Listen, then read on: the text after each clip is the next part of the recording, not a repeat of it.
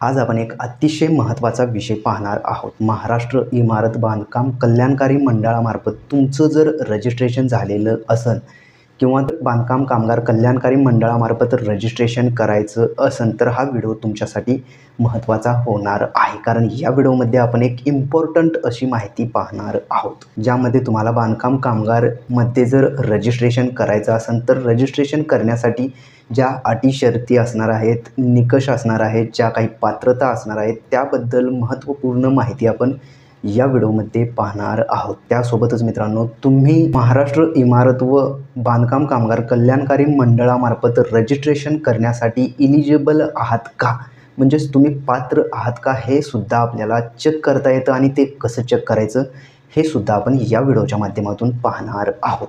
नमस्कार मित्रांनो, मी सोमनाथ स्वागत करतोय तुमचं आपल्या सोम मराठी सपोर्ट या यूट्यूब चॅनलवरती. मित्रांनो, वेळ न घालवता आपण डायरेक्टली महाराष्ट्र इमारत व इतर बांधकाम कामगार कल्याणकारी मंडळाच्या वेबसाईटवरती जाऊन डायरेक्टली आपण पाहणार आहोत.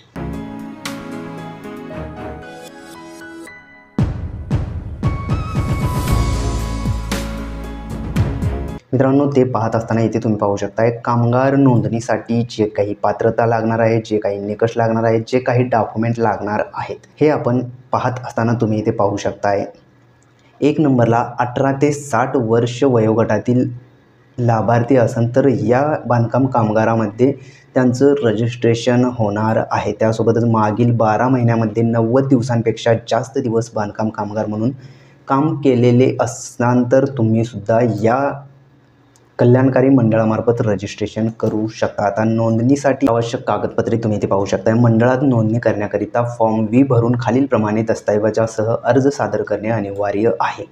यामध्ये डॉक्युमेंट पाहत असताना वयाचा पुरावा इथे लागणार आहे, 90 दिवस काम केल्याचे प्रमाणपत्र, त्यासोबतच रहिवाशी पुरावा, ओळखपत्र, पासपोर्ट आकाराचे 3 फोटो तुम्हाला इथे लागणार आहेत. आणि नोंदणी फी म्हणून ₹1 व वार्षिक वर्गणी ₹1 असे तुम्हाला रुपये द्यावे लागणार आहेत. तर आता महाराष्ट्र इमारत व इतर बांधकाम कामगार कल्याणकारी मंडळामार्फत तुम्ही इलिजिबल आहात का, हे कसं पाहायचं हे पाहण्यासाठी तुम्ही इथे पाहू शकता. मित्रांनो, आपली पात्रता तपासा आणि नोंदणी करण्यासाठी पुढे जा, इथे जे ऑप्शन देण्यात आलेलं आहे. तर आपल्याला पात्रता तपासण्यासाठी सिंपली इथे पाहू शकता, कृपया आपली जन्मतारीख प्रविष्ट करा.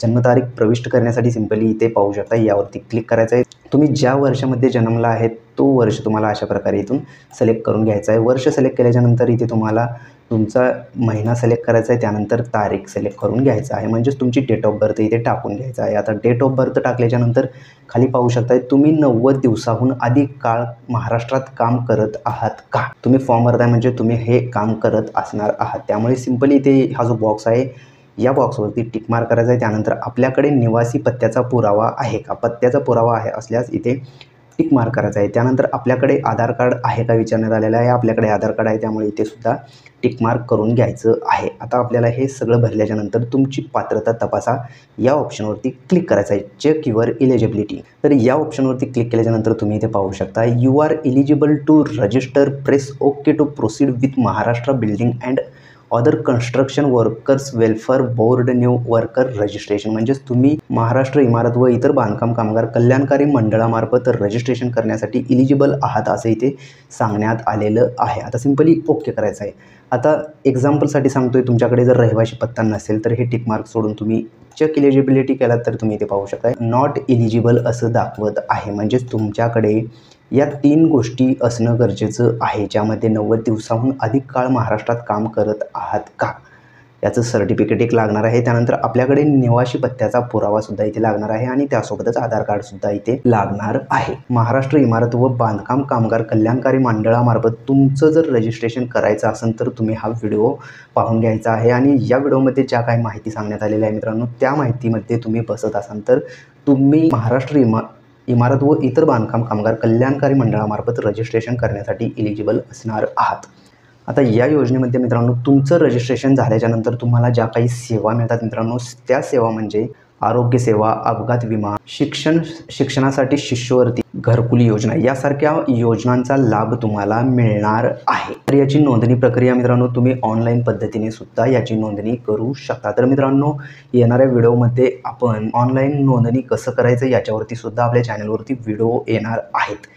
त्यासोबतच मित्रांनो आपल्या चॅनलवरती ऑलरेडी काही व्हिडिओ अपलोड करण्यात आलेले आहेत, ज्यामध्ये तुम्हाला ज्या काही योजनेच्या माध्यमातून जे पैसे दिले जातात मित्रांनो, त्याची यादी कसं पाहायचं, त्या यादीमध्ये तुमचं नाव आहे का हे कसं चेक करायचं, याच्यावरती सुद्धा व्हिडिओ आपल्या चॅनलवरती अपलोड करण्यात आलेले आहेत. त्याच प्रकारचे नवनवीन व्हिडिओसुद्धा आपल्या चॅनलवरती अपलोड करण्यात येतात. त्यामुळे तुम्ही जर का आपल्या चॅनलवरती नवीन आला असाल तर सर्वात पहिला आपल्या चॅनलला सबस्क्राईब करून बेल आयकॉन दाबायला विसरू नका.